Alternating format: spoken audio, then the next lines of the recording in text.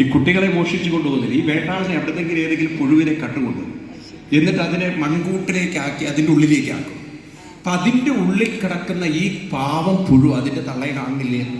അപ്പം അതിൻ്റെ കുടുംബത്തിൽ തിരിച്ചു പോകണം. അത് പോകാൻ വേണ്ടി ശ്രമിക്കുമ്പോഴൊക്കെ ഈ വേട്ടാളൻ ഇതിൻ്റെ മുന്നിലിരുന്ന്, ചെറിയൊരു ദ്വാരം അതിൻ്റെ മുന്നിലിരുന്നിട്ട് ഈ പുഴുവിനെ കുത്തും. ഈ പുഴു, ഉള്ളിലിരിക്കുന്ന പുഴു വേട്ടാളനെ കണ്ട് അവസാനം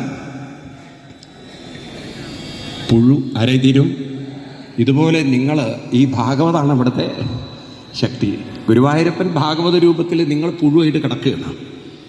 അങ്ങനെ ഗുരുവായൂരപ്പൻ ഇങ്ങനെ ഭാഗവത രൂപത്തിൽ നിങ്ങളെ നോക്കിക്കൊണ്ടിരിക്കുക. ഇതിന്ന് പോയി വീട്ടിലെ കാര്യം ഒരു കുത്ത് അവിടെ നിൽക്ക്, കേക്ക്, ഇത് കേക്ക്. അങ്ങനെ കേട്ട് കുറേ കഴിഞ്ഞ് നിങ്ങൾക്ക് ഇത്തിരി വിഷമാണ്. വീട്ടിലെ കാര്യങ്ങളൊക്കെ നോക്കണം, പലതും നോക്കണം.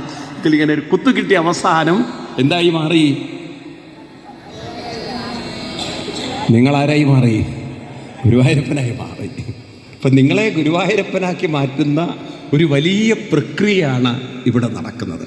അതൊരു വലിയ സുഹൃതമല്ലേ, ഭാഗ്യമല്ലേ? ഈ ഭാഗവതം ഒരു വലിയ സൈക്കോളജിയാണ്, മനഃശാസ്ത്രം.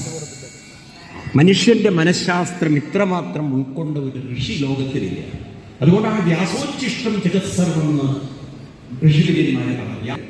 നമ്മൾ നോക്കുമ്പോൾ പണ്ടത്തെ അത്ര മനോബലം ഇന്നത്തെ കുട്ടികളിൽ ഇല്ല. വളരെ സെൻസിറ്റീവാണ് കുട്ടികൾ, ഇമോഷണലാണ്. ചെറിയ കാര്യത്തിൽ പോലും മാനസികമായി വളരെയധികം അപ്സെറ്റാണ്.